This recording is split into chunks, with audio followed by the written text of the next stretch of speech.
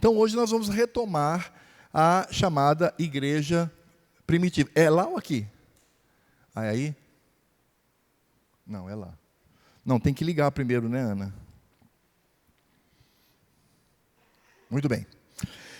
Quais são as principais características da igreja primitiva? Essa igreja que vai do primeiro século até o século V. Eu destaco 3. Existem muito mais, mas apenas do ponto de vista didático a gente pode pensar aí em 3 eventos que os irmãos, inclusive, viram domingo passado. O primeiro é a plantação de igreja entre os gentios. A igreja de Cristo, ela sai da esfera da nação de Israel e ela passa agora a alcançar os gentios. Então, não é mais judeu somente aquele que é descendente de Abraão fisicamente, mas é filho de Abraão todo aquele eleito de Deus entre os gentios. Então, esse princípio, ele continua. Essa igreja do Velho Testamento, agora, ela vai se espraiar, ela vai se espalhar para a igreja gentílica. O segundo ponto, que seria uma segunda característica importante, ou principal desse período, é a perseguição aos cristãos.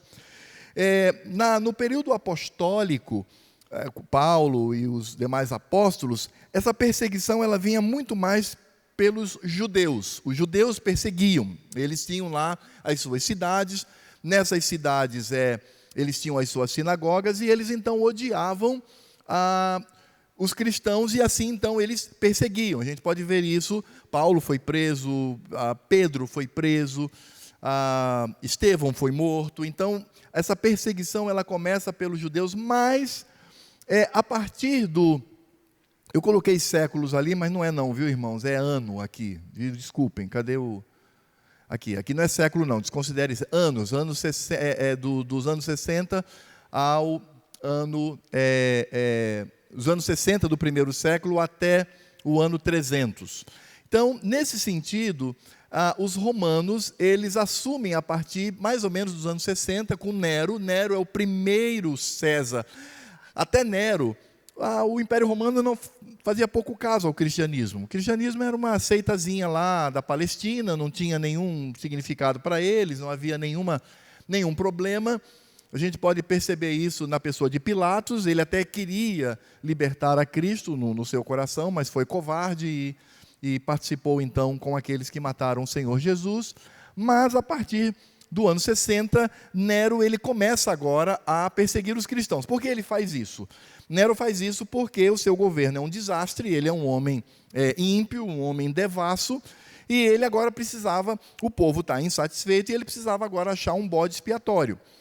Então, a primeira providência que ele faz segundo alguns historiadores, isso não é 100% certo, mas, segundo a tradição e alguns historiadores, ele põe fogo na maioria da cidade de Roma. A cidade de Roma, então, pega fogo, e aí o povo fica bravo com ele culpa os cristãos, e aí, para punir os cristãos, ele faz, então, dos cristãos tochas vivas. Eles amarravam os cristãos em postes, depois cobriam com palha, feno, passava betume e tocava fogo. Então a cidade ela foi iluminada com os corpos dos cristãos. A partir daí, nós temos uma perseguição atroz. O ápice dessa perseguição acontece com Diocleciano. Ele tenta inclusive queimar todos os livros sagrados do cristianismo, colocar na cadeia, matar de maneira cruel, colocar nas arenas. Então, essa é uma área importante. E é por isso que, com a perseguição, nós temos os mártires, que são as testemunhas. Essas pessoas, elas eram crentes, geralmente líderes de igreja, e elas então testemunhavam da sua fé. Eram mortas publicamente, e ali então elas davam testemunho da sua fé. Mártir significa literalmente testemunha. Então esses mártires, eles testemunhavam acerca de Cristo. Essa é a segunda característica principal da igreja primitiva. Então, além da plantação de igrejas e a perseguição, temos também a consolidação da doutrina sobre Cristo. Então, se nós pensarmos do ponto de vista teológico, a igreja primitiva, ela discute até o século V acerca de Cristo. Então, é um período chamado de cristológico. E é nesse ponto, irmãos, que eu quero focar. Eu quero focar nesse debate teológico, tentar mostrar a importância desse debate e as conclusões que foram tomadas pelos concílios, chamados concílios universais ou concílios ecumênicos. Ecumênico aqui não é que todas as religiões foram aceitas nos concílios, não, porque você tinha a igreja do Oriente, a igreja do Ocidente, a igreja do Norte da África, então eles chamavam isso, é um ecumenismo entre os cristãos considerados fiéis, e eles então, nesse sentido, consolidam a doutrina, dentre as quais muitos concílios são aceitos pela igreja presbiteriana, é aceito pelos reformados, e a gente vai estudar isso aqui, claro que de maneira muito introdutória, mas tentar entender um pouquinho sobre isso. Então a nossa ênfase hoje, bem como das demais, será a questão da doutrina, e a doutrina da igreja primitiva é sobre Cristo, sua pessoa e obra, muito mais acerca da sua pessoa. A discussão doutrinária da Idade Média é mais eclesiologia, eles discutem a estrutura da igreja, e na modernidade e contemporaneidade, mais voltado à questão do Espírito Santo e das Escrituras Sagradas. Então a gente vai estudar por esse viés doutrinário, para entender um pouquinho sobre essa trajetória da nossa igreja. Então vamos lá. Por que existe essa discussão acerca de Jesus quanto à sua obra e à sua pessoa? Porque lá na época dos apóstolos ainda, começou a surgir vários movimentos. Um deles era um movimento chamado judaizantes. Os judaizantes diziam que para você ser salvo, você não era necessário apenas Cristo. Cristo não era suficiente.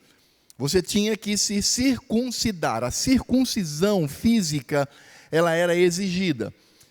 Esses eram os judaizantes, e eles vão, obviamente, continuar ao longo dos séculos, e infelizmente não temos tempo para tratar sobre isso, mas o outro movimento é o movimento gnóstico.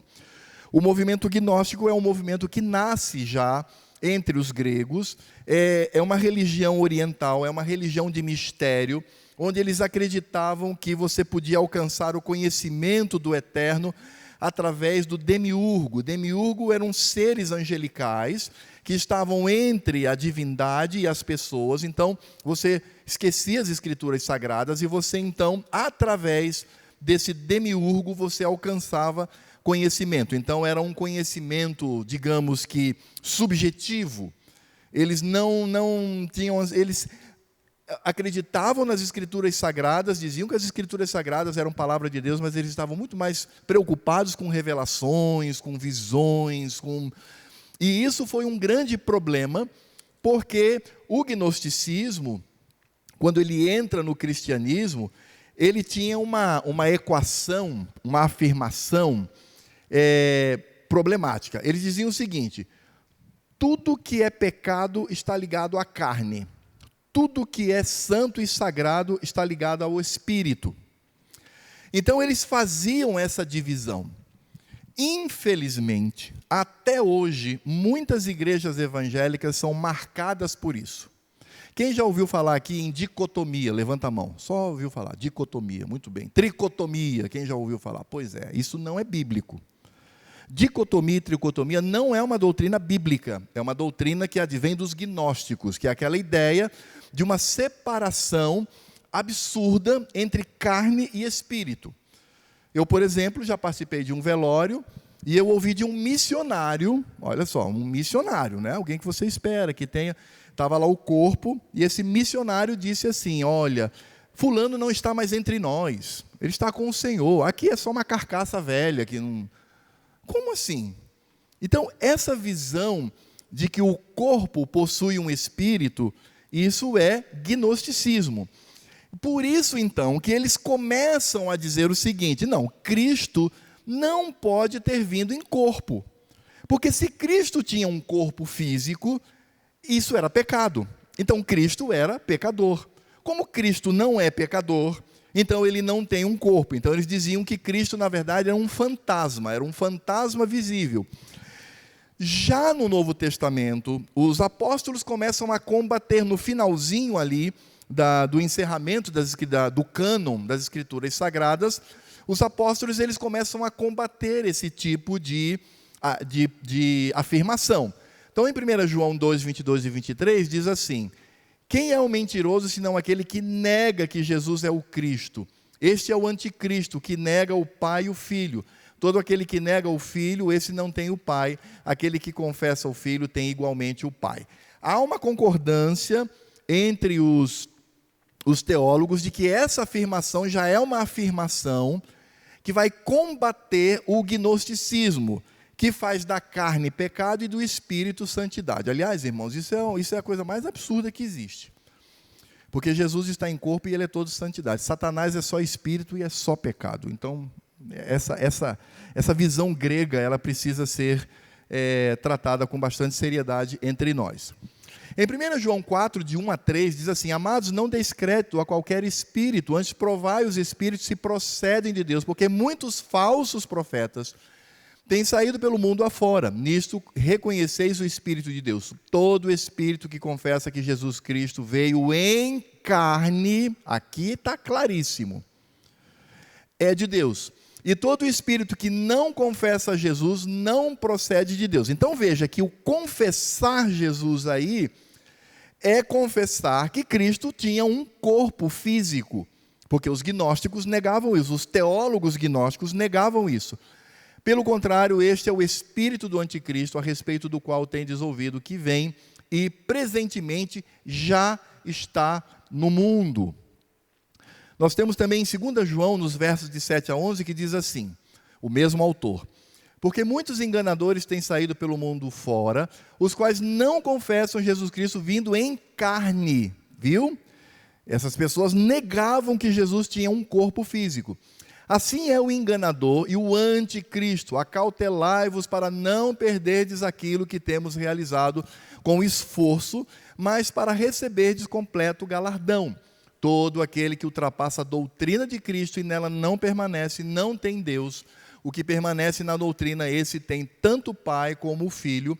Se alguém vem ter convosco e não traz esta doutrina, não o recebais em casa, nem lhes deis as boas-vindas. Porquanto, aquele que lhe dá boas-vindas faz-se cúmplice das suas obras más. Então, qual é o problema que se inicia já entre os apóstolos? É a seguinte pergunta: como podemos definir a Cristo? Quem é Cristo enquanto pessoa? Nem tanto quanto a sua obra, mas quanto a sua pessoa. Como entender que Deus encarnou? Como entender que Cristo era homem, mas ele também é ao mesmo tempo Deus? Esse é o grande problema, esse é o grande nó. E talvez algumas pessoas digam assim hoje, crentes, né? Ah, mas isso era um problema deles lá, hoje já está resolvido. Tá não. Embora oficialmente já se tenha decretado sobre quem é Cristo, hoje nós ainda vivemos essa confusão. Como eu devo tratar a Cristo? Enquanto a sua pessoa, sendo ele verdadeiramente homem, mas também sendo verdadeiramente Deus. E aí então essa discussão ela começa a se desenvolver. E aí eu vou trazer aqui, bem introdutoriamente, ao longo dos séculos, as discussões, e no final eu quero fazer uma reflexão mais profunda, pensando não só nessa discussão, mas também pensando hoje como nós encaramos isto. No primeiro século surgiu um movimento chamado ebionismo. Eles vinham dos judaizantes, daqueles que diziam que você, para ser salvo, tinha que se circuncidar, mas eles começam a rebaixar a Cristo. Os judaizantes diziam ser Jesus apenas um profeta, e Jesus se tornou Cristo, ou seja, divino no batismo. Então Jesus nasceu, ele era um profeta, um homem comum, um pecador comum, e ele vai, no batismo, o próprio Jesus descobre que ele é um eleito de Deus para o ministério da cruz. Então ele é adotado, é um tipo de adocionismo, ou o Senhor Deus, na verdade, Ele escolheu dentre os homens um homem comum e aí então fez com que ele se tornasse Cristo. Percebem como a dificuldade está em entender as duas naturezas de Cristo? Porque esse é o grande debate da igreja primitiva. As duas naturezas de Cristo. Como é que eu trato isso? Eu não ia fazer isso agora, mas eu vou fazer vou fazer um exercíciozinho com você que eu vou tratar só lá no final, que faz parte desse período. Jesus Cristo é homem, mas Jesus Cristo também é... Eu quero todo mundo respondendo, eu quero que você entenda o silogismo que eu vou criar agora. Jesus Cristo é homem, mas ele também é... Jesus Cristo é... Maria é mãe de Jesus, logo Maria é mãe de... E aí? É? Viu como não é tão simples assim? E viu como essa discussão, ela durou 5 séculos. Porque se Jesus é Deus, e ele nasceu de Maria, Maria é mãe de Deus. É a lógica, não é? E nós vamos ver isso no final e ver como que os concílios tratam e como nós, reformados, adotamos a esta postura. Vamos seguir. No segundo século, eu destaquei aí 3 movimentos. É só para a gente ter uma ideia das discussões. Sim, desculpem, irmão, só voltando. Esse movimento aqui, os judaizantes, foi combatido pelos apóstolos e também pelos pais apostólicos. Quem eram os pais apostólicos? Eram discípulos ligados diretamente a muitos apóstolos e eles dão continuidade à igreja do Senhor. Então, esses homens combateram o ebionismo. No segundo século, nós temos 3 movimentos: eucasaísmo, sabelianismo e docetismo. O eucasaísmo dizia o seguinte: Jesus é o último dos profetas e um anjo de Deus. Ele é isso. Você vai dizer, ainda bem que hoje em dia não existe nenhuma igreja que pensa assim. Não. Qual é a religião hoje que diz que Jesus é um grande profeta e um anjo de Deus? Não. Adventismo do 7º dia. Para eles, Cristo é o anjo Gabriel. Viu? Como as heresias, elas se renovam? Aí você diz assim, não, mas adventista é só a questão do sábado, o resto são nossos irmãos. Se a questão dos adventistas fosse apenas o sábado, eu também não teria muito problema. Só diria assim, eles estão equivocados, estão só nos rudimentos, porque deveriam estar no dia do Senhor. Mas não é isso. A doutrina, a cristologia dos adventistas é grave. Só para você ter uma ideia, os adventistas creem que a salvação dada a você, 50% foi de responsabilidade de Jesus. E os outros 50% foi responsabilidade de quem? Do diabo. Então o diabo é o teu salvador também. Os adventistas. Então, né? Devagar com andor aí, né? Porque é isso que eu falo, irmãos. A gente tem que conhecer, para não cometer equívocos. Não cometer... Você vê, por exemplo, uma reunião, aí está lá o pastor... É uma reunião ecumênica evangélica. Beleza, está o pastor Alfredo. Beleza. Os irmãos batistas. Beleza. Os irmãos assembleianos. Tranquilo. Os irmãos os irmãos metodistas. Tranquilo. Aí está o pastor adventista. Não tem problema nenhum, não. Se tivesse um padre, você ficaria escandalizado. O adventista, não? Como assim? Então, é por isso que é importante conhecermos acerca desses assuntos. Sabelianismo foi outro movimento do segundo século e dizia o seguinte: o Pai é Deus e somente Ele é Deus. Então, Jesus não é Deus, Ele é alguém muito especial, mas não é divino. E o Espírito Santo é apenas uma força de Deus que se move entre nós. Já viram essa música? Uma força que se move entre nós. Pois é, isso aí é sabelianismo. Existe alguma igreja hoje que diz exatamente isto? Agora sim, as testemunhas de Jeová. Viram como as heresias, elas se renovam, elas se repetem e se renovam. Esse é o sabelianismo. Então, o Espírito Santo não é uma pessoa, é uma força. Deus é o único, Deus Pai é o único Javé, e Jesus é uma pessoa muito especial que Ele escolheu. E o docetismo, esse docetismo, ele já traz aí toda essa estrutura do gnosticismo. Eles diziam que o corpo de Jesus era ilusório. Jesus não tinha corpo físico. Ele era um fantasma, ele era visível, porque para eles o pecado reside na carne. Então Cristo não poderia ter corpo e, obviamente, todos eles também foram combatidos pelos pais apostólicos. Saltando para o quarto século, eu quero trazer dois movimentos dentro da igreja. Esses movimentos, irmãos, são de pastores, de líderes, bispos, gente que estava à frente da igreja, de teólogos, que levantavam essas questões porque eles queriam entender, dar conta do fato de Jesus, uma pessoa, ter duas naturezas distintas, a humana e a divina. Então, no quarto século, surgiram dois movimentos. O primeiro é o arianismo. Então, Jesus, apesar de ser superior, é inferior ao Pai, sendo uma criatura sua. Então, é bem simples. Os arianos diziam que Jesus era um homem, ele não era Deus. Ele era um homem todo especial. Vocês percebem que as heresias, elas se conectam.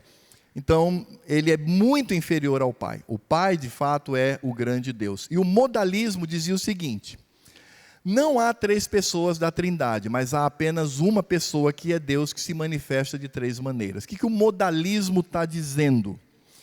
O modalismo está dizendo uma coisa que eu ouvi de um presbítero presbiteriano há muitos anos. Esse presbítero presbiteriano, ele disse o seguinte: não, para entender a Trindade é fácil. Por exemplo, eu, fulano de tal, eu sou filho, eu sou pai, eu sou cunhado, né? Tudo ao mesmo tempo. Então, para uns eu sou filho, para outros eu sou pai, para outros eu sou avô. Mesma coisa Deus, é um só Deus, e aí se manifesta aí de várias maneiras. É como uma lâmpada. Você tem a lâmpada lá, você tem o raio de luz e o foco. Então, e isso, obviamente, foi combatido já pelo primeiro concílio de Nicéia em 325. Não. Nós cremos num Deus triuno. Aliás, eu prefiro a expressão triuno do que a expressão trindade. A trindade é correta, mas eu prefiro triuno, porque é triuno. São três pessoas, mas não três deuses. Então vejam, percebam aí. O que eu quero trazer à sua mente é o esforço e os grandes debates que eles estão realizando aí para entender a Trindade e Cristo. E no quinto século, então nós temos aí dois movimentos. O primeiro é o monofisismo, que dizia o seguinte: Jesus teria uma única natureza composta da união de elementos divinos e elementos humanos. O que está dizendo aí? Jesus não tem uma natureza humana distinta de uma natureza divina. Não, ele só tem uma natureza. E essa natureza é mais ou menos o seguinte: não são como esses dois copos aqui, pensando nas naturezas de Cristo, né, que estão unidas. Não. É um copo só, tendo característica das duas. Então, poderíamos dizer que Jesus, ele está acima dos seres humanos, mas ele está abaixo de Deus. Então, esse é o monofisismo. O que significa mono? Fisismo vem de física, de essência, de estrutura. Mono é um. Então, é uma só natureza. Então, essa única natureza tem traços humanos e traços divinos. Então, e isso foi combatido já por um concílio, que é o concílio de Calcedônia, em 451. E o último movimento, e esse daí eu quero partir dele para algumas reflexões, foi o nestorianismo.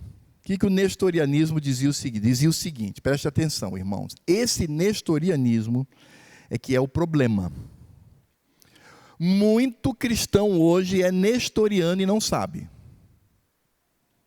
E isso é uma heresia. Isso afronta Cristo. Os nossos pais no passado diziam isso. O que o nestorianismo diz? Vamos nos concentrar agora aqui, irmãos, que é a partir daqui que eu quero refletir com os irmãos. Eles diziam o seguinte: Jesus Cristo são duas naturezas. Ok, até aí tudo bem. São duas naturezas, a humana e a divina. Porém, essas duas naturezas, elas estão desunidas. São duas coisas desunidas em Cristo. A humana é Jesus. A divina é Cristo. Ambas apenas vivem no mesmo corpo, mas estão separadas. Eu não sei se você entendeu, mas O que ele está dizendo é que nós podemos separar as duas naturezas de Cristo. Vamos pensar o seguinte, vamos seguir em frente. E aí foi combatido pelo concílio de Éfeso em 431, e concílio de Calcedônia em 451. Eu vou falar isso na nossa conclusão, mostrar inclusive a declaração de Calcedônia com relação a isto. Mas o nestorianismo, ele tem essa capacidade de separar, de desunir as duas naturezas de Cristo. Então vamos lá, vamos tentar entender um pouquinho isso daí. Então as questões centrais, eu colocaria duas. Primeiro, o grande mistério das duas naturezas de Cristo. Como entender isto? Como estabelecer uma teologia bíblica saudável acerca das duas naturezas de Cristo?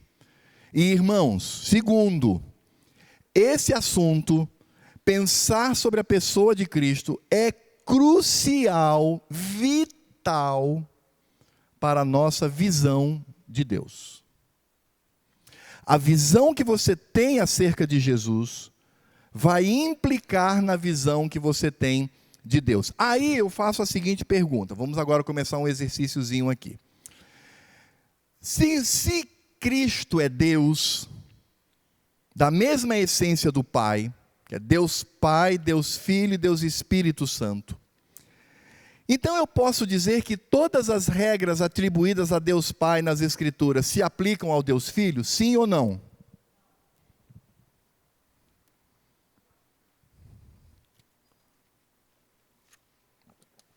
Sim ou não? Pois é, né? Viu como a coisa é complicada? Vocês percebem como esse assunto é um assunto sério? Vou dar um exemplo. Deuteronômio 4, de 15 a 18, diz assim: guardai, pois, cuidadosamente a vossa alma, pois aparência nenhuma vistes no dia em que o Senhor vosso Deus vos falou em Horebe, no meio do fogo, para que não vos corrompais e vos façais alguma imagem esculpida, na forma de ídolo, semelhança de homem ou de mulher, semelhança de algum animal, como pomba, não é? Já viu pomba? A pomba representa a divindade, não é? Já viu nas igrejas aí, bota pomba, que é o Espírito Santo, é isso que ele está dizendo.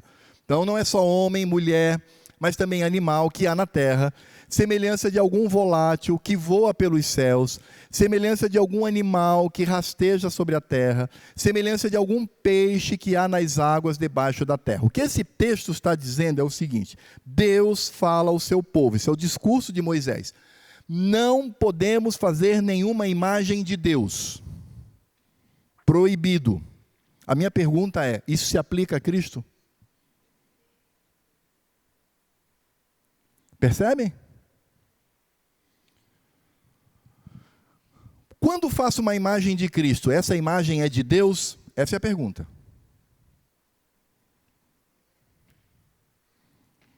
Vou lá dar lição na escola dominical. Vou falar sobre o evangelho para as crianças.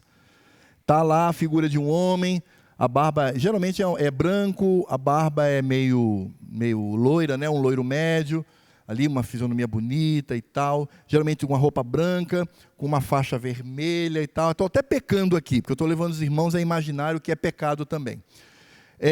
Aí eu digo assim, irmãos, ó, Jesus falou com o tal. Pode? Essa é a pergunta que devemos fazer. Não podemos... Vamos, antes de responder na lata, vamos refletir sobre a pessoa de Cristo. Sabe por quê? Porque os defensores de que você pode fazer uma imagem de Cristo sem problema nenhum, é porque você está retratando o homem. Ali é o homem. Ele não se apresentou? As pessoas não viram? Então é o homem, ele viu. Então é algo que foi visto. É o homem. Aí você pergunta, aí vem a seguinte pergunta: ué, mas você está separando então as duas naturezas? Quer dizer que essa imagem aqui não é de Deus? É só do homem? Pois é, esse é o grande debate que nós encontramos aqui na igreja primitiva. Aí Colossenses 1, 13 e 17 diz assim: Ele nos libertou do império das trevas, nos transportou para o reino do Filho do seu amor, no qual temos a redenção, a remissão dos pecados. Este quem? Jesus. Ele é o quê? Leiam aí, ele é o quê? Que Deus invisível. Esse aqui, ó.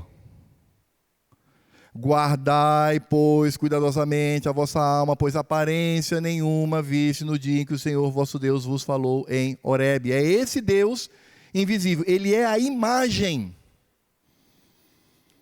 Ele é exato. Então, quando as pessoas viam a Jesus naquela época, estavam vendo a Deus. Viam a Deus, não somente um ser humano. Vamos seguir mais um pouquinho para frente aí. Colossenses 2, 8 e 9. Cuidado que ninguém vos venha enredar com a sua filosofia e vã sutileza, conforme a tradição dos homens, conforme os rudimentos do mundo, não segundo a Cristo. Porquanto nele habita onde? Leia aí, igreja, vamos lá. Aqueles pregadores televisivos, né? Vamos lá, igreja, fala, igreja. Nele habita onde? No corpo. No corpo físico. Isso aí é corpo. Ou nós somos nestorianos? Ou nós somos gnósticos? Não. A parte de divindade é só espiritual. Corpo não. Como assim? Não. Nele habita corporalmente toda. Não é parte. Não é apenas uma pequena porção. Toda a plenitude da divindade. Então, o corpo de Cristo manifesta toda a aparência do Deus invisível. Hebreus 1, de 1 a 3. Havendo Deus outrora falado muitas vezes e de muitas maneiras aos pais pelos profetas, nesses últimos dias nos falou pelo Filho, a quem constituiu herdeiro de todas as coisas, pelo qual também fez o universo. Eis ele que é o Irmãos, olha só, isso é Cristo. É aquele Cristo, o Senhor, que veio a esse mundo, que as pessoas tocaram, lavaram os seus pés, foi pregado na cruz. É esse Cristo. É esse Cristo. Quem é esse Cristo? Segundo o autor de Hebreus, o resplendor da glória e a expressão, o que está escrito aqui, igreja? Exata do seu ser, o ser de Deus Pai, o ser de Deus. Aí então, a gente vai fazer, aí tem João capítulo 1, verso 1, também coloquei aí. No princípio era o verbo, e o verbo estava com Deus, e o Cristo era Deus. Volto a perguntar, então qual é o argumento para eu fazer uma imagem de Cristo? Qual é o argumento favorável, bíblico, onde a Bíblia me dá a brecha para eu fazer uma imagem de Deus?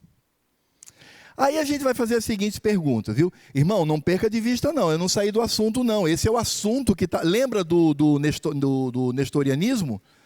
Nestorianismo dizia, Jesus é um homem e é Deus, mas as naturezas são distintas. Vocês vão entender por quê, porque a coisa vai ficar pior ainda, viu? A coisa vai apertar ainda do ponto de vista teológico. Então, o nestorianismo é que diz que você pode fazer uma imagem de Jesus, o homem, separada da imagem divina. Nestoriano que dizia isso. Voltando para a questão daquele texto lá de Deuteronômio, né? Lembra? Pois imagem nenhuma, vista, etc, etc. Tem algumas perguntas aqui também que precisam ser respondidas. A primeira é a seguinte: se Cristo apareceu no Velho Testamento, por meio das teofanias, é lindo porque as nossas crianças, elas sabem o que é teofania. Elas já disseram aqui, elas usam a expressão teofania. Se Cristo apareceu no Velho Testamento por meio das teofanias, por que era ao judeu um sacrilégio fazer qualquer imagem dessas aparições? Ele apareceu a Josué, ele apareceu a Abraão, ele apareceu a Isaías, num alto e sublime trono, ele apareceu aos pais de Sansão, eles viram, tocaram. No caso de Abraão, ele até comeu com Abraão, ele comeu, os anjos foram lá destruir Sodoma e Gomorra, e Cristo permaneceu com Abraão ali numa refeição. A pergunta é, se era visível, por que os judeus eles permaneceram firmes em crer que era um sacrilégio fazer qualquer imagem dessas aparições de Deus que são chamadas de teofania. Segunda pergunta. Se o Império Romano era forte e profundamente imagético, isso é verdade, os romanos amavam fazer imagens, amavam. Eles não tinham fotografia, claro, né? E nem pintavam, eles usavam muito mais aquele dos quadradinhos, como é que chama? Os mosaicos, obrigado. Então eles mandavam fazer bonequinhos. Isso, o gladiador. O gladiador reflete isso de maneira muito precisa. Então, quando alguém viajava, ele deixava a esposa e os filhos. Aí ele levava um bonequinho que era esposa e os bonequinhos que eram um filho, ele ficava olhando. Ah, isso aqui representa a minha esposa, isso aqui representa os meus filhos, olha só. A pergunta é, por que esses cristãos não fizeram, os gentios não fizeram imagens de Jesus? Porque eles vinham de uma cultura imagética, extremamente imagética. E aí, irmãos, é quando nós vamos entender, agora nós já vamos para a nossa conclusão, porque eu vou abrir para perguntas, claro, né? Quero abrir para perguntas. Agora que nós vamos rumar para as decisões que foram tomadas acerca das duas naturezas de Cristo, sendo essa a principal, se não quase a única discussão da igreja primitiva. Quem é Jesus? Quem é Cristo? Na nossa confissão de fé de Westminster, no capítulo 8, na parte 2, fala da união hipostática de Cristo. Eu já falei aqui sobre essa palavrinha aqui, né? Quem tem as suas anotações anteriores sabe. Acredito que o pastor Gessé deve ter falado isso no curso, não sei. Mas a união hipostática. Essa expressão hipostática significa natureza, significa aquilo que se apresenta como natureza humana e a natureza divina. Então vamos lá. O que diz a nossa confissão de fé? Vamos prestar atenção. Essa confissão de fé, ela é do século XVII. Vamos lá. O Filho de Deus, a segunda pessoa da Trindade, sendo o verdadeiro e eterno Deus, da mesma substância. Essa palavra substância aqui é essa aqui, porque aqui é grego, viu, irmãos? É a língua grega. É grego mesmo, não é uma palavra dessa, hipostática, só está falando grego mesmo. Então, hipostático significa substância. Da mesma substância do Pai, igual a Ele, quando chegou o cumprimento do tempo, tomou sobre si a natureza humana, aqui, com todas as suas propriedades essenciais e enfermidades comuns, contudo, sem pecado, sendo concebido pelo poder do Espírito Santo no ventre da Virgem Maria e da substância dela. Aqui começa o grande debate que eu vou retornar à igreja primitiva. Maria é mãe de Deus? Essa é a pergunta. Essa é a pergunta. Vamos lá, vamos seguir em frente, vamos enfrentar aí o problema. As duas naturezas inteiras, perfeitas e distintas, a divindade e a humanidade, foram inseparavelmente. Aqui é a cacetada no nestorianismo. Nestorianismo diria o seguinte: a divindade e a humanidade foram separavelmente unidas. Não. Inseparavelmente unidas em uma só pessoa, sem conversão, composição ou confusão.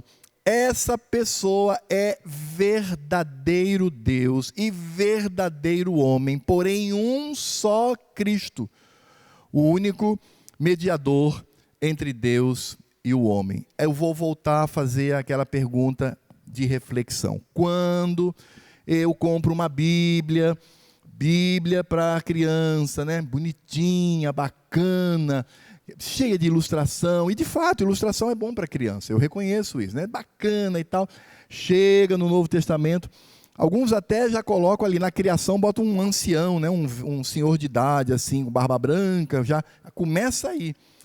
E aí você vai, e de repente tem ali fala sobre o batismo de Jesus. Aí no batismo de Jesus tem uma imagem de Jesus, e tem uma imagem do Espírito Santo no formato de uma ave. A pergunta é: isso é pecado ou não?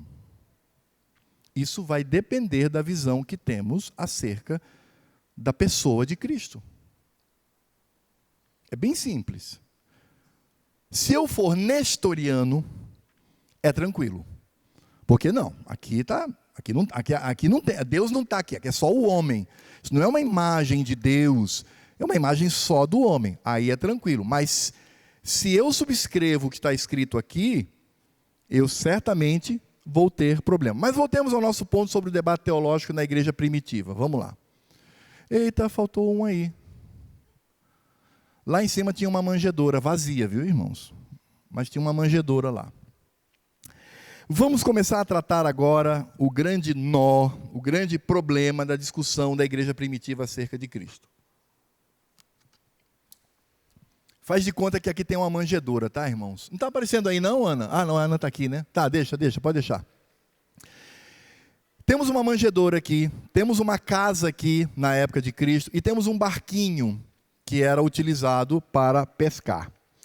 Jesus foi colocado na manjedoura, Jesus entrou na casa e Jesus esteve no barco. A pergunta é: quando colocaram Cristo na manjedoura, eu podia dizer que a manjedoura continha Deus? Pois é, viu? Como a coisa pega? Eu entendo o silêncio. É por isso que eu estou dizendo, esse problema foi resolvido lá na igreja primitiva, mas até hoje é problema entre nós. Até hoje é problema. Quando Jesus entrou na casa, eu podia dizer que aquela casa, eu posso dizer que aquela casa, ela portava Deus. Quando ele estava no barco, eu posso dizer que o barco portava Deus, que Deus estava no barco. Então eu posso dizer que quando ele estava no ventre de Maria, Deus estava no ventre de Maria, e assim sendo, então ela é de fato mãe de Deus. Posso? Pois é. Vamos fazer a seguinte reflexão. Por que que, no caso do ventre de Maria, eu sou nestoriano? Irmãos, não tem para onde ir. Teologia, irmãos, é necessário, e quando nós somos confrontados com teologia, nós percebemos o quanto, eu inclusive, Alfredo, o quanto a gente precisa estudar, para não afrontar a Cristo. Quando a gente diz assim, Jesus estava no barquinho dormindo, o barco continha Deus? Sim, claro, estava lá dentro, estava Deus, embora Deus, preencha todo o universo, mas ele estava ali no barco. Então, Jesus poderia ser um dos pescadores, ok? Jesus estava dentro da casa, então ele pode ser, Deus era inquilino. E no ventre de Maria, aí Deus é filho de Maria? Pois é, estou ouvindo um não ali insistente, vamos seguir em frente, vamos lá. Se Jesus era, irmãos, essa discussão foi levantada pelo nestorianismo no V século, no finalzinho ali, quando eles decidem acerca da pessoa de Jesus. Certo? Se Jesus era verdadeiramente Deus e homem, se Maria foi mãe de Jesus, Maria foi mãe de Deus, este foi o âmago da discussão na igreja primitiva. É aqui, esse é o ponto, as naturezas de Cristo. Essa discussão teológica ficou conhecida como Theotokos. Eita, nome bonito, né? Essa palavra Theotokos, ela é apresentada no Concílio de Calcedônia. Essa palavra é uma palavra grega, claro, tinha que ser grego, uma expressão dessa, que é a junção de duas palavras. Theo é Deus. Tokos significa portador, ventre ou mãe. Então essa é um debate conhecido como debate Theotokos. Como eu devo lidar com as duas naturezas de Cristo? E esta foi a dificuldade de Nestório no século V, um líder de igreja, estudava as Escrituras, mas ele dizia assim, não, Maria não pode ser mãe de Deus, ela só é mãe do humano. Só é mãe do humano.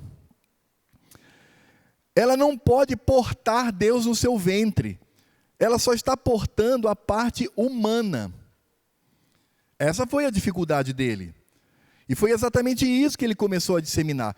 Tanto que, eu espero que não confunda os irmãos, ele dizia que Theotokos era errado. Na verdade, ele acreditava no Christotokos. Então, a Maria só possuía Jesus, só possuía Cristo homem.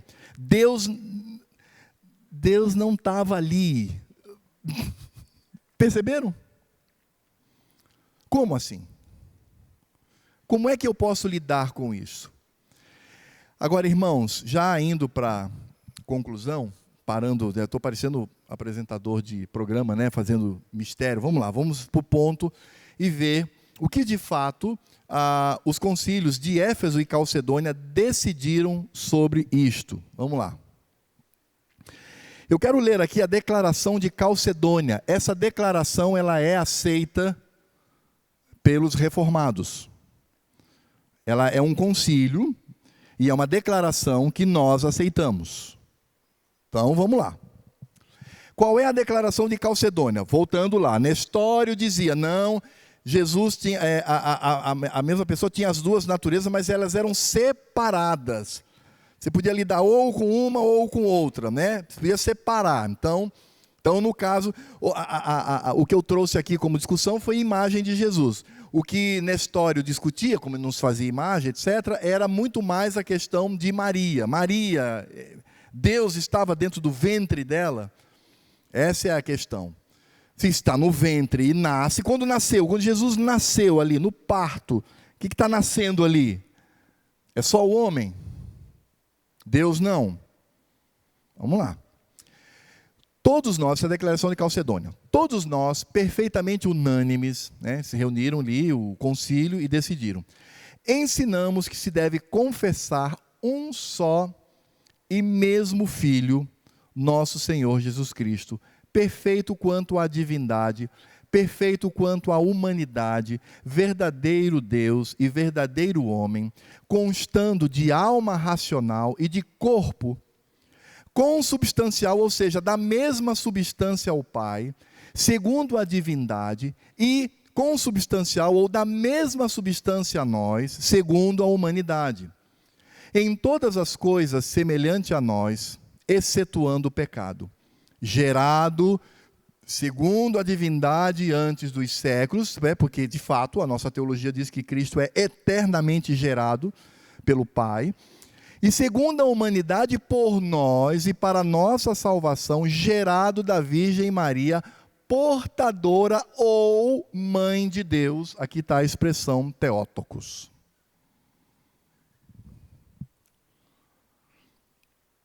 Um só e mesmo Cristo, Filho, Senhor, unigênito, que se deve confessar em duas naturezas inconfundíveis e imutáveis, inseparáveis e indivisível, está sendo escrito lá no século V, viu, irmãos? É a igreja primitiva aí.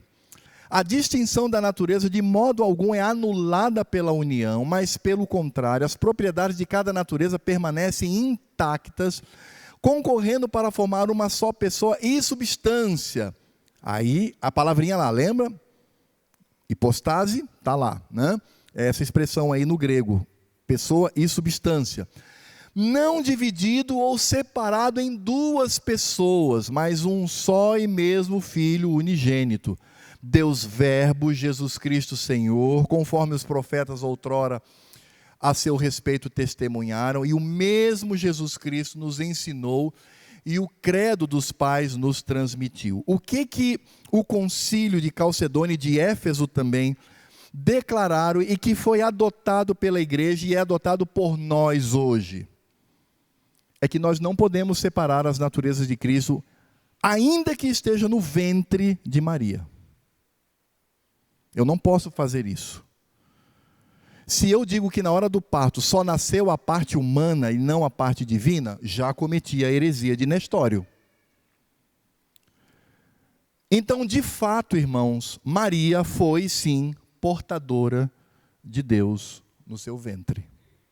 Assim como o barco foi quando Jesus entrou, assim como a casa foi quando Jesus entrou na casa, assim como a manjedoura, quando ele foi deitado, o bebezinho ali estava Deus homem, no barco, Deus homem, na casa, Deus homem, no ventre de Maria, Deus homem, no nascimento, Deus homem. Então eu tenho aqui um dilema. A igreja primitiva, ela adota nos seus concílios, e esses concílios são adotados por nós também, não oficialmente, mas o nosso oficial também já aponta para esse aspecto. É que, de fato, eu não posso separar as duas naturezas de Cristo sob hipótese alguma, senão eu crio uma heresia. Deixe-me tranquilizá-los, ou pelo menos alguns aqui. É claro que Maria não gerou, no sentido de que ela deu início a Deus ali, claro que não. Deus é eterno. Ele continua Deus, ele sempre é Deus. Então, quando se fala que ela estava ali, e aí a gente vai para Lucas, vamos abrir lá no Evangelho de Lucas. Eu vou encerrar por aqui e abrir para perguntas. Nós temos aí 20 minutos para perguntas. Eu espero que eu seja bombardeado aqui. Se eu sair vivo, tudo bem. Se não, a gente responde na próxima aula. Capítulo 1, verso 26. Vamos lá.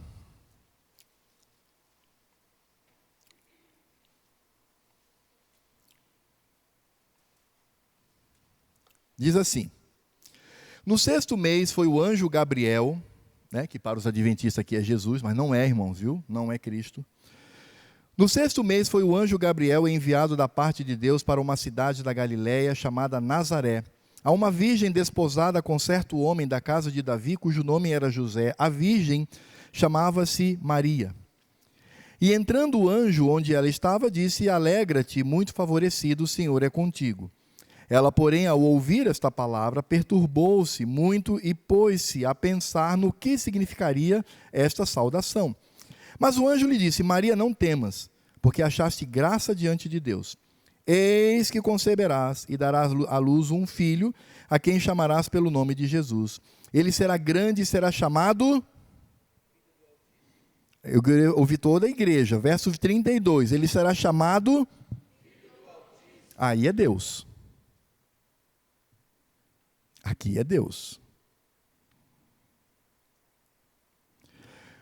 O Senhor lhe dará o trono de Davi, seu pai. Ele reinará para sempre sobre a casa de Jacó, e o seu reinado não terá fim. Então disse Maria ao anjo: como será isto, pois não tenho relação com homem algum? Respondeu-lhe o anjo: descerá sobre ti o Espírito Santo, e o poder do Altíssimo te envolverá com a sua sombra. Por isso também o ente santo que há de nascer será chamado Deus Filho. E aí? O que Lucas está dizendo aqui? Está narrando como fala do anjo. Veja, o que há de nascer será chamado, será reconhecido como Filho de Deus. E Isabel, tua parenta, igualmente concebeu a um filho na sua velhice, sendo estes ao 6º mês para aquela que dizia ser estéril. Porque para Deus não haverá impossíveis em todas as suas promessas. Então disse Maria: aqui está a tua serva, está a serva do Senhor, que se cumpra em mim conforme a tua palavra. E o anjo se ausentou dela. Vamos seguir só mais um pouquinho à frente. Naqueles dias, dispondo-se Maria, foi apressadamente à região montanhosa, a uma cidade de Judá, entrou na casa de Zacarias e saudou Isabel. Ouvindo esta saudação de Maria, a criança lhe estremeceu no ventre. Essa criança é João Batista. Então Isabel ficou possuída do Espírito Santo e exclamou em alta voz, dizendo: bendita és tu entre as mulheres, e bendito o fruto do teu ventre. E de onde me provém que me venha visitar a mãe de quem? 43, mãe de quem?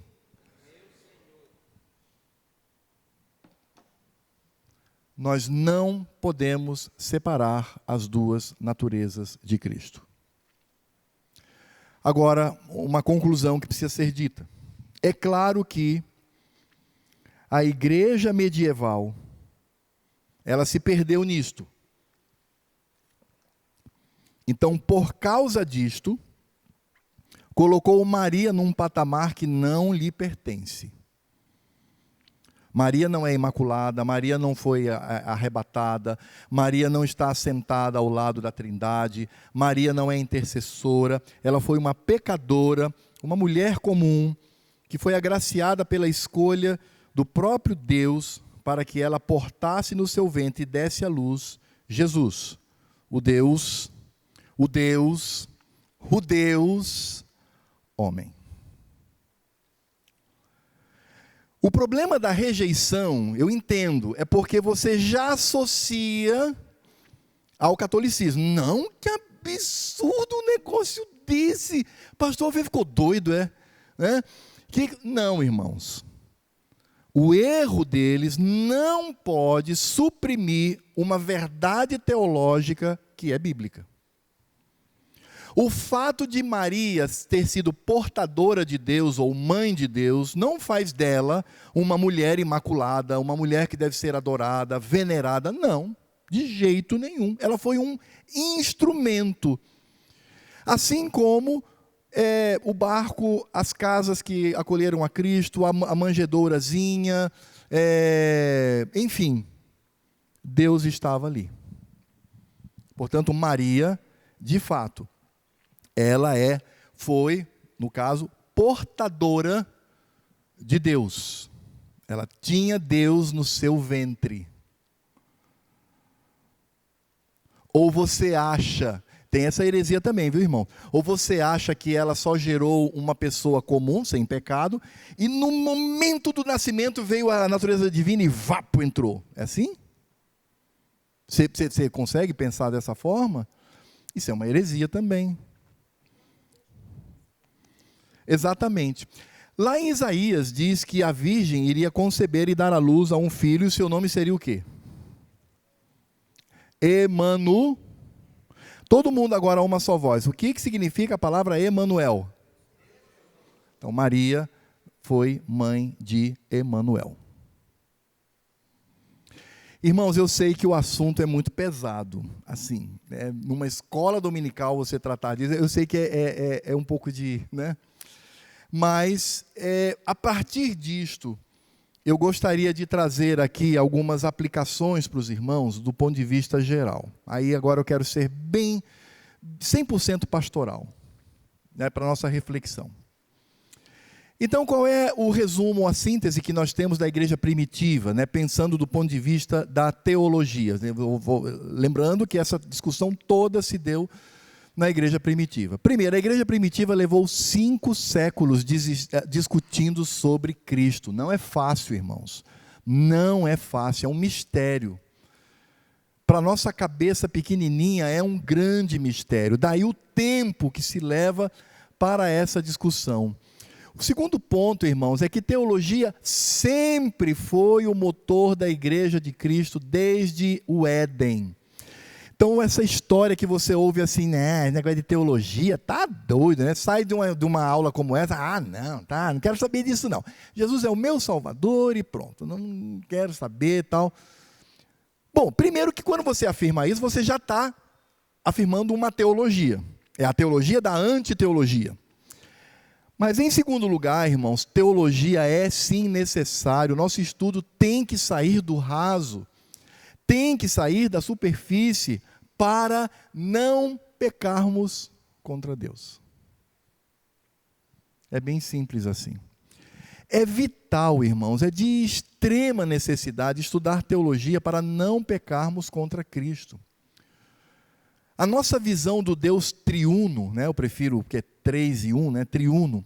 A nossa visão do Deus triuno deve ser avaliada com profundidade sempre, porque a forma como eu vejo o Deus triuno, ou a trindade, a maneira como eu vejo, isso vai sim repercutir na minha forma de lidar com Deus. Aliás, eu acho que eu disse no início que eu preferia triuno a trindade. Não, se eu falei isso, não é trindade, é trino. Deus, eu prefiro triuno à expressão trino. Então, a nossa visão do Deus triuno, ela precisa ser avaliada e ela precisa ser passada aos nossos filhos, para que entendam. É por isso que a palavra de Deus fala o tempo todo de discipulado, de ensino, fala quando você estiver no caminho, quando você estiver em casa, deitado, levantar, em todos os momentos, discuta isto, para que tenhamos profundidade. E devemos, irmãos, sempre lutar para compreender a Cristo de acordo com as Escrituras Sagradas, tendo os símbolos de fé como fiel interpretação das Escrituras. Então, tudo que se refere a Cristo, eu preciso refletir. E essa reflexão, ela vem dessa premissa: a natureza humana, ok? Sem pecado, mas a natureza divina, que está ali inseparável, sem mistura, mas também inseparável, sem confusão, presente na pessoa de Cristo. Vamos lá para as perguntas, e aí não sei como é que vai ser, se leva o... Tem...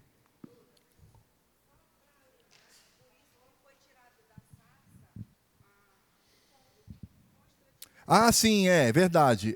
Não sei se os irmãos se lembram, antigamente tinha um foguinho no formato de uma pomba ali na nossa sarça, lembra? Vocês lembram disso?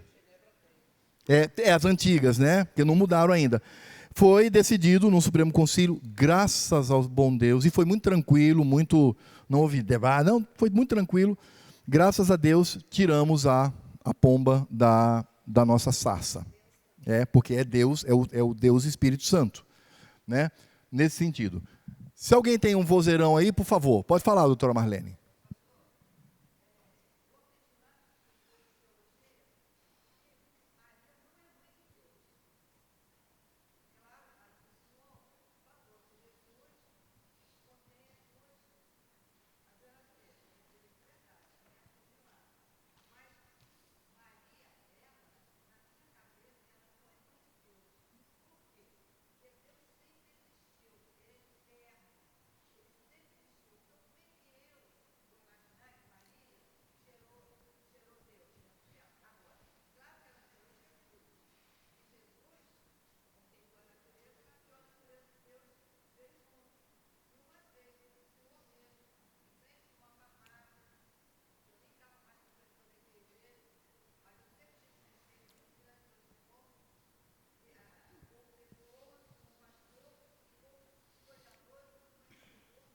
Eita, título aqui não falta, né, Marlene?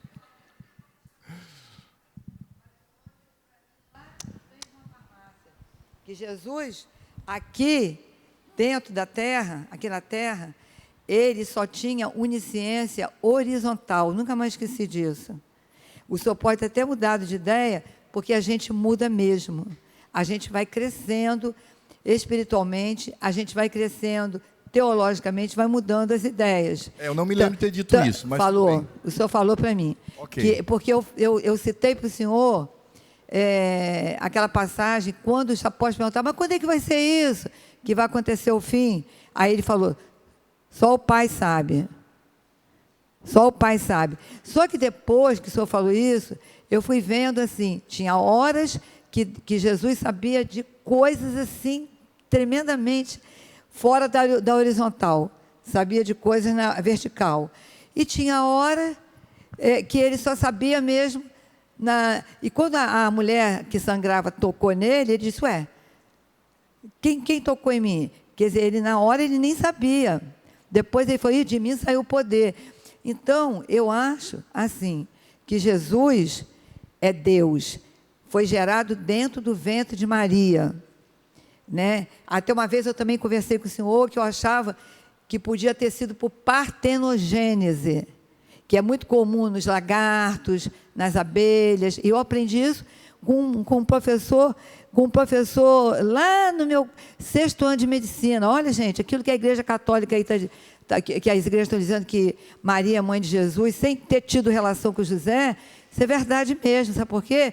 Já há casos provados de mulheres terem filhos por partenogênese. Mas eu, quando fui falar isso com o senhor não aceitou. O senhor disse, não. Por partenogênese, não. Aí eu também estou na mesma linha do senhor. Foi por milagre extraordinário.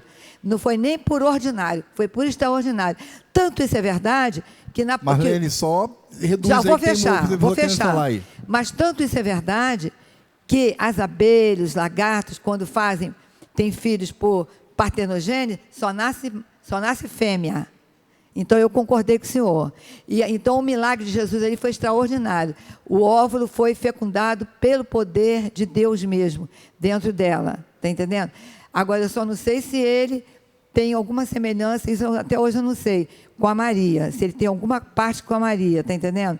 Mas uma coisa para mim que está clara é que a Maria não é a mãe de Deus. Aí eu gostaria que o senhor debulhasse isso melhor, por favor. Se você está dizendo, já passou, se você está falando, eu até já coloquei aqui, que essa ideia, porque a ideia de mãe, Marlene, a ideia de mãe é portadora. A palavra tokos, em grego, é portar, e que está ligada ao ventre também, você porta uma criança, um ser. É claro que quando a gente faz essa afirmação, até a própria afirmação que ela portava Deus. Olha, Deus não pode ser portado, ele é infinito, e é claro, e é verdade. A divindade de Cristo, ela não perde em nada a sua divindade, me desculpe aí a redundância, né?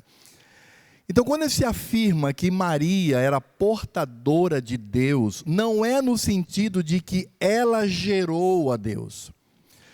É no sentido de que as duas naturezas de Cristo são indivisíveis. É nesse ponto. Por isso que eu falei que, de fato, esse assunto choca por causa das heresias que surgiram, né? Maria, mãe de Deus, etc. Não é isso.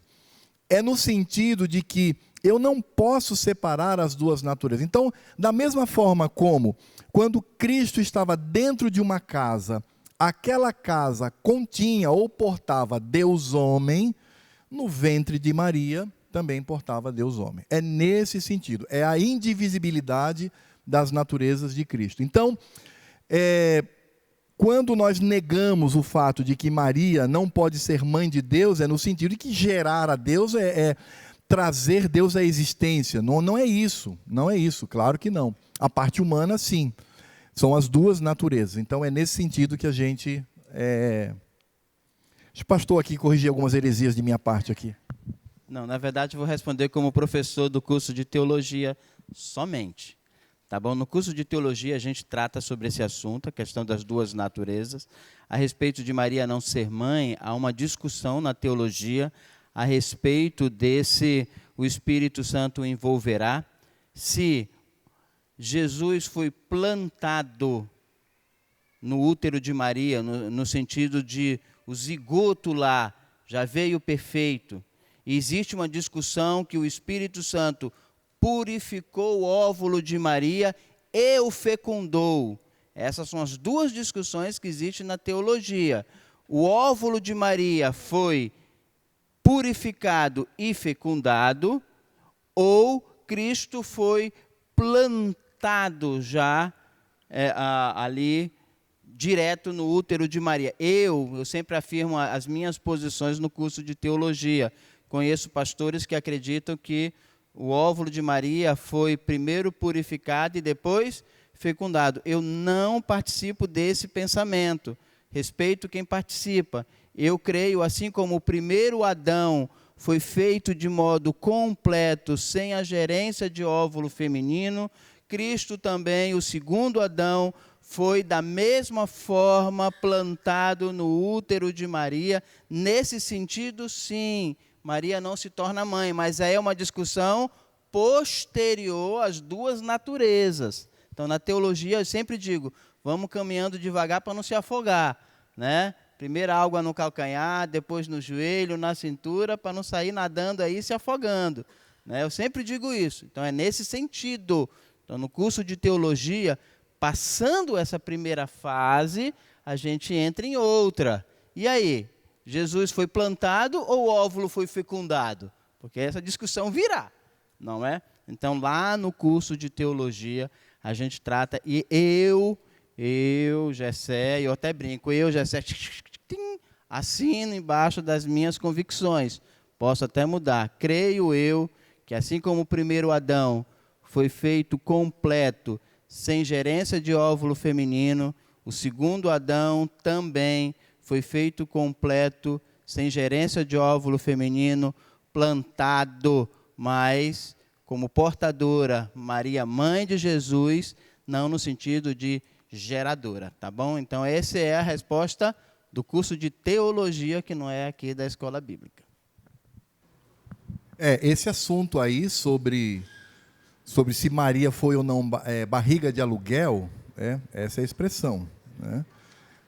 Não, eu não estou nem ironizando, não. É porque a palavra é essa mesmo. Hoje em dia os teólogos usam essa expressão. Se ela foi uma barriga de aluguel de Deus. É muito complicado, né? Mas não é a nossa discussão aqui não, viu, irmãos?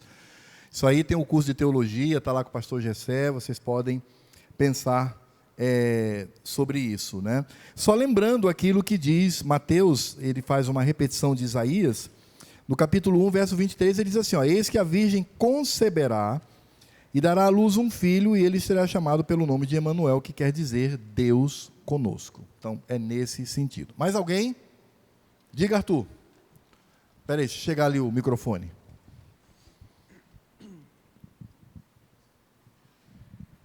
Gente, bote as suas dúvidas, não vá para casa com dúvida não, coloque aí, tá certo? Quando tiver tempo a gente responde, vamos lá. Bom, Jesus tinha as duas naturezas, tanto a humana quanto a divina. Mas eu pergunto, na Bíblia, nos evangelhos que retratam a história de Jesus, é possível a gente afirmar que em determinada passagem se manifesta apenas uma natureza e não a outra? Sim, isso aí sim, isso é perfeito. Eu não sei, eu me lembro agora, por exemplo, quando Jesus foi na sua cidade, e ali ele não pôde fazer nenhum milagre, né? Sim.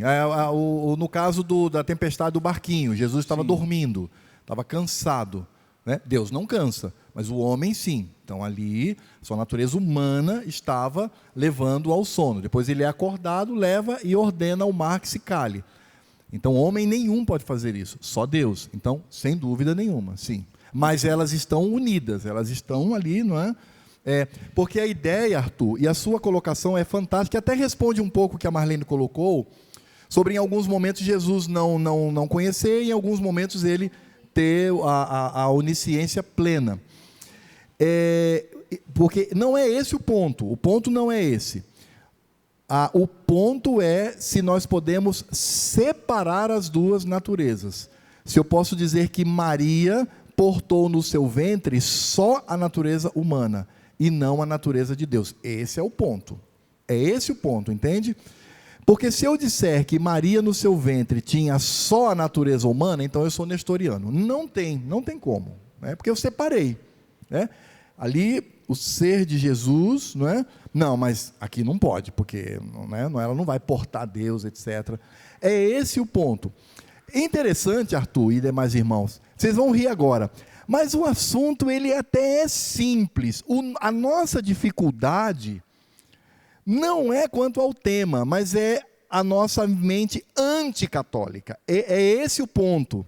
Porque quando eu falo isso, eu digo, epa, já tem um negócio aí, né? É muito mais simbólico nesse sentido. Porque quando a gente usa essa expressão para Jesus na cruz, Jesus no barco, Jesus na casa. Por exemplo, Jesus andou sobre um jumentinho. Deus, homem, estava ali. Não tem... Agora, quando fala Maria, opa! É muito mais uma reação que se dá não pelo conteúdo teológico, mas pelo contexto, né, do que, obviamente, a igreja medieval, a igreja católica fez com relação a essa questão de Maria. É muito mais nesse sentido, né? Mais alguém? Diga, Luiz. Ela é semelhante quando se fala do batismo. O pedobatismo.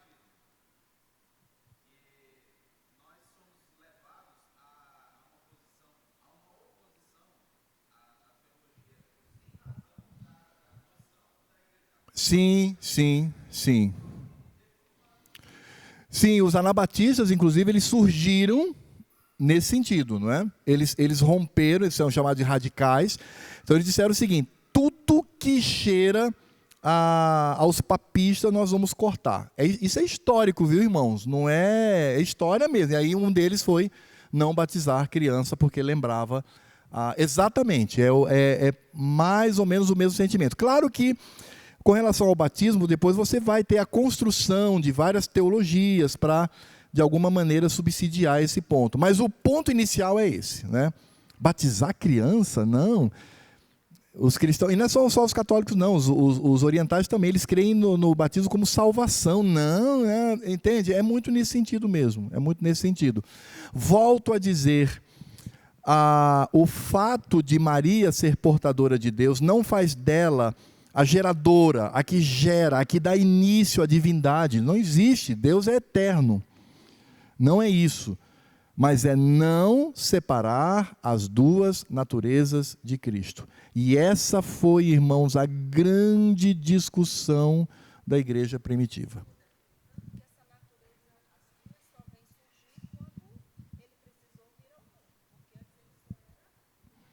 Isso, Sandra só está dizendo que é importante nós pensarmos que Jesus, ele passa a existir como homem quando ele encarna. Parece uma coisa simples, né? Mas é isso. Você ter na mesma pessoa uma natureza humana e uma natureza divina, isso só foi possível no momento em que ele é gerado por Maria. Vai lá e se desenvolve. Antes não, antes ele era Deus. Ele não tinha corpo, embora tivesse vindo aqui com corpo, aí é um outro mistério, né? As teofanias são um grande mistério, mas, de fato, Cristo, ele encarna em Maria, sem dúvida nenhuma. E aí é aí que surge a grande questão. Porque Jesus, irmãos, o homem-deus, ou vejam só, o Deus encarnado, ele precisava vir aqui de modo natural, ele não podia aparecer, né, numa árvore, ou caindo do céu como Superman, né, que caiu numa nave. Não, de jeito nenhum. Ele precisava, obviamente, ser um homem. Então, daí, e só que era Deus, homem. As duas naturezas são indivisíveis. Não há como dividir as duas naturezas. Exatamente. Hoje em dia, ele está ali, a mesma pessoa de Cristo, né, está com as duas naturezas. Cristo está em corpo. Ele é um ser humano lá. Ele é um homem glorificado, mas ele está lá, né? Então a natureza humana e divina permanece. É até interessante porque eu gosto de pensar assim: quando Jesus estava aqui na terra, a natureza humana estava presa à terra, estava aqui na terra, mas a divindade continuou divino, preenchendo todo o universo. Agora Jesus está não limitado, obviamente, mas ele está no céu, na sua natureza humana, mas a sua natureza divina continua reinando no universo todo. Irmãos, é um mistério, né? Eu sei que você fala, paz, é um mistério, mas é importante nós refletirmos sobre isso, para nós entendermos e irmos até onde as Escrituras revelam. Nós precisamos ir até onde as Escrituras Sagradas nos revelam. Só mais uma, se houver. Diga, Gudim. No princípio do estudo aí, você falou que quem estava vendo a Jesus estava vendo o próprio Deus. Ele era a imagem perfeita e Isso. tal. E lá no Velho Testamento diz que ninguém jamais viu a Deus. Isso. É essa a situação. É essa a situação. Mas você precisa lembrar o seguinte: quando Deus fala isso, existiam as teofanias. Por exemplo, quem foi acompanhado de 2 anjos para Abraão no momento da destruição de Sodoma e Gomorra? Quem era ele? Javé. Era Cristo. Era Deus. Então, porque ali você tem a imagem de Deus. Tanto que Abraão reconheceu os pais de Sansão. É interessante isso, irmãos. Eu não sei como, isso é um mistério. Mas eles reconheciam ser Javé. Eles reconheciam. Adoravam e se prostravam. É linda a imagem, a cena de Josué, não é? Quando vê o guerreiro com a espada desembainhada, né? Ele tira as sandálias e se prostra. Ele reconhece, ali está Javé, o Deus dos exércitos, né? Está Cristo ali. Cristo está ali. Exatamente. Quem lutou com Jacó? Exatamente. Por que os judeus não fazem quadrinhos de Jacó lutando com Deus? Hã? Parou para pensar nisso? Podia fazer, qual é o problema? Está lá e viram no Val de Jaboque que Jacó lutava com um homem. E esse homem era Deus. Pode ler, leia.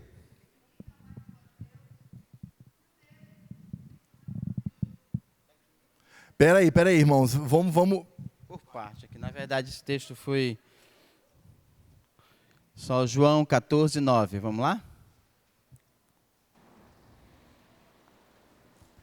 Disse Jesus: Filipe, há tanto tempo estou convosco e não me tens conhecido? Quem vê a mim, vê o Pai. Pois é, irmãos, as duas naturezas indivisíveis de Cristo. Ei, pastor? Só um instantinho, Marlene, porque alguém levantou a mão aí. Quem foi aí atrás? Primeiro.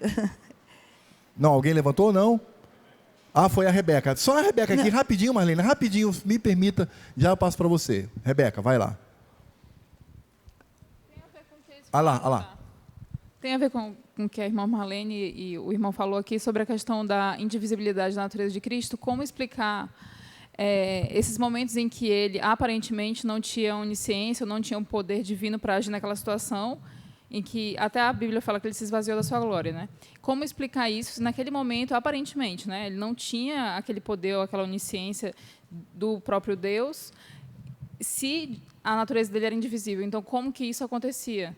Naquele momento, tipo, a natureza dele ficava meio que adormecida, ele escolhia não utilizar... Não, veja bem, Rebeca, o que eu creio é o seguinte, ele tinha poder sim, mas o que transparece, o que manifesta é a natureza humana, que nem a morte dele na cruz, ele morreu na cruz, entende? E aí você pergunta, Deus morre?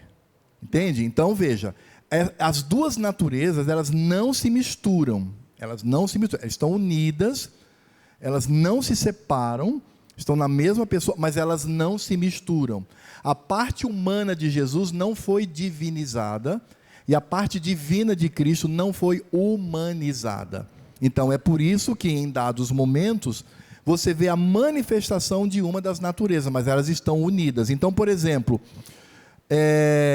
quando Jesus pergunta assim, quem me tocou, que a Marlene falou, então significa dizer que Jesus não... Não, ele tem potencial, mas ele manifesta porque ele era um homem, ao mesmo tempo em que ele é Deus. Agora, irmãos, é um mistério, viu?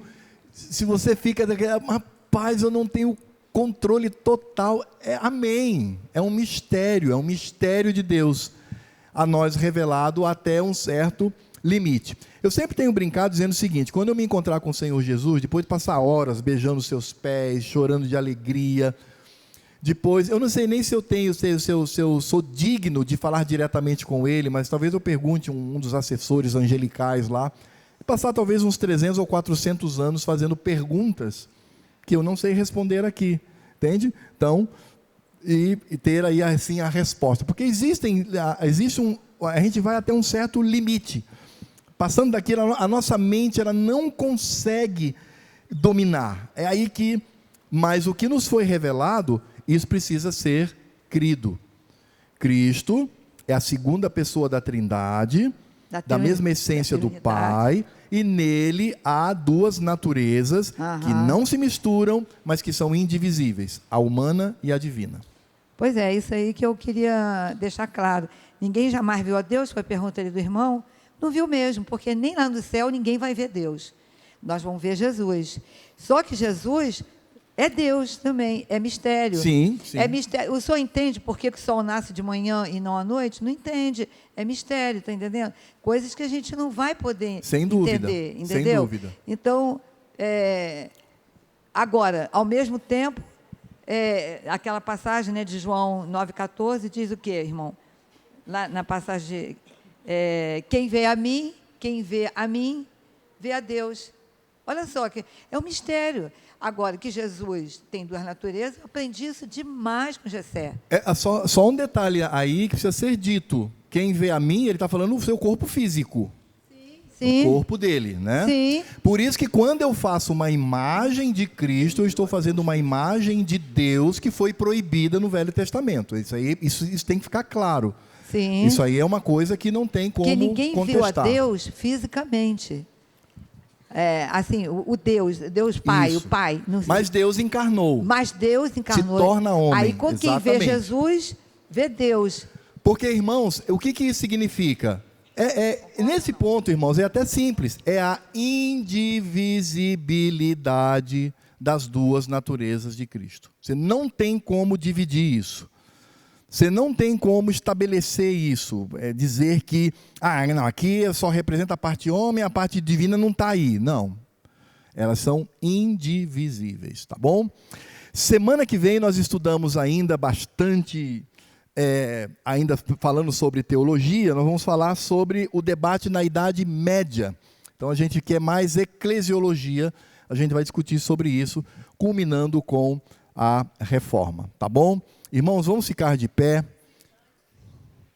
Os visitantes, nossos visitantes, sejam muito bem-vindos aqui no nosso meio. Estou vendo o Edson ali, acabei de ver o Edson, nem tinha visto. Edson, seja bem-vindo aqui no nosso meio. É o Quinha, né? Muitos conhecem como Quinha, o Edson. Ele passou um tempo aí difícil com saúde, mas parece que, graças a Deus, está tudo bem, né? E também tem a Rogélia ali, a professora Rogélia. Deus abençoe, minha querida, viu? Prazer tê-la aqui. E os demais visitantes também são todos muito bem-vindos. Chamar a Janine aqui para orar e encerrar a nossa aula.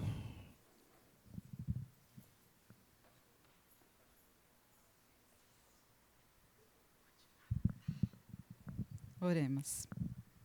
Senhor Jesus, te agradecemos, Pai amado, por mais esse dia que o Senhor nos concedeu, por podermos estar na Tua casa juntamente com os nossos irmãos. Te agradecemos pela capacidade que o Senhor deu aos nossos líderes de poderem nos ensinar, tirarem as nossas dúvidas. Que os nossos corações possam se tranquilizar, sabendo que aquilo que éramos para nós entendermos e sabermos, o Senhor colocou em Sua palavra.